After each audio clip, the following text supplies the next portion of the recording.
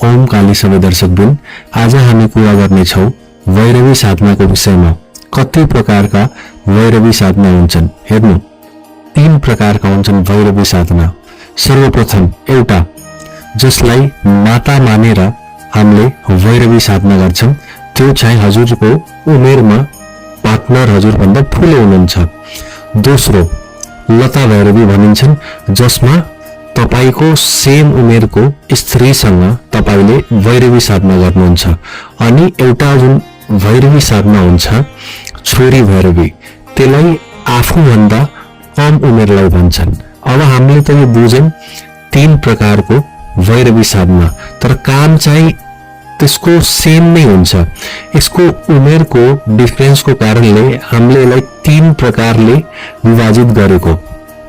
अब भैरवी साधनामा हुन्छ के सबैभन्दा पहिला हामीले बुझ्छौं योनि, यानी कि कामाख्यामा योनि नै पूजन हुन्छ। अनि त्यो कामाख्यालाई विश्वको सबैभन्दा ठूलो शक्तिपीठ नै भन्न हामीले सकिन्छौं, किनकि त्यसको कद काठ केही छैन। त्यहाँ मूर्ति पूजन, कुनै नि देवी देवताको पूजन छैन, त्यहाँ योनिकै पूजन हुन्छ।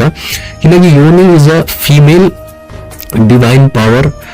त्यसले यति एनर्जी जेनेरेट गर्छ कि त्यहाँबाट कुनै नि नयाँ जन्म हुन सक्छ, न्यू लाइफ क्रिएट हुन्छ त्यहाँबाट। त्यसैले गर्दा कामाख्याको योनि पूजन यति महत्त्वपूर्ण छ। अनि त्यसलाई हामीले भैरवी साधनासँग नि कनेक्ट गर्न सक्छौं। हेर्नु, पुरुष जति नि पावरफुल स्ट्रङ भयो नि, उले क्रिएचरलाई केही दिन सक्दैन, नेचरलाई केही दिन सक्दैन। उसको बडीबाट उले केही नि प्रोड्युस या केही नि नयाँ उत्पत्ति उले केही नि गर्न सक्दैन। त्यसै कारणले योनिको महत्त्व सबैभन्दा सर्वश्रेष्ठ हुन्छ तन्त्रमा, किनकि शिव नै सब हो शक्तिको बिना। शिव र शक्ति मिलेरै रचना गर्छन्।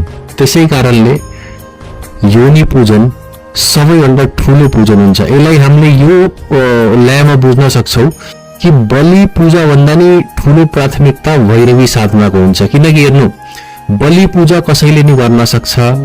तपाईले चाहिँ कुनै नि जीव जन्तुको बलि पूजा कतै नि गराउनुहुन्छ, तपाईले किन्न सक्नुहुन्छ, सजिलै लग्न सक्नुहुन्छ, मन्दिरमा दान गर्न सक्नुहुन्छ, त्यहाँ बलि चढाउन सक्नुहुन्छ। तर भैरवी साधना कोले गर्न सक्छ? जो त्यो डिभाइन पावरसम्म ऊ साधना को मार्फतबाट पुग्न सक्छ, जसले आफ्नो ऊर्जा बढाएको हुन्छ, जसको ऊर्जा सहस्रार भन्दा माथि गइसकेका हुन्छन्, उनीहरूले भैरवी साधना गर्छन्। तर नयाँ युवकहरूले नि भैरवी साधना गर्न सक्छन्, किनकि भैरवी साधनाले हामीले एक अर्काको ऊर्जालाई जेनेरेट गर्न मिल्छ। अब जस्तो पुरुषलाई ऊर्जाको आवश्यकता छ भने उले भैरवीको साथमा साधना गरेर आफ्नो ऊर्जा बढाउन सक्छ। इफ भैरवीलाई अगर एनर्जी चाहिए छ भने उले पुरुषसँग आफ्नो ऊर्जा ब्यालेन्स गरेर आफ्नो आध्यात्म यानी कि स्पिरिचुअल जर्नीलाई अगाडि बढाउन सकिनेछन्। अब हुन्छ के भैरवी साधनामा? भैरवी साधनामा हुन्छ, हेर्नु, यसमा लिङ्ग र योनिको मिलन हुन्छ।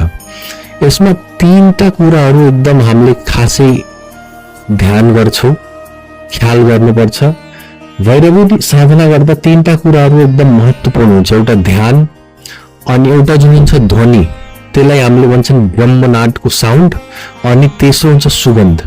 यो 3टा स्टेप अगर हामीले ब्यालेन्स गरेर हिँड्न सक्यौं भने हामीले राम्ररी त्यो भैरवी साधनालाई बुझ्न सक्छौं। तर गुरुको सानिध्यमा नै भैरवी साधना गरौं। यो एउटा यस्तो साधना हो कि एकदम सुपर पावर साधना हो कि यसले तपाईको चक्र, 7औं चक्रलाई ब्यालेन्स गर्छ, हिल गर्छ, अनि हजुरको बडीमा ऊर्जा बढाउँछ।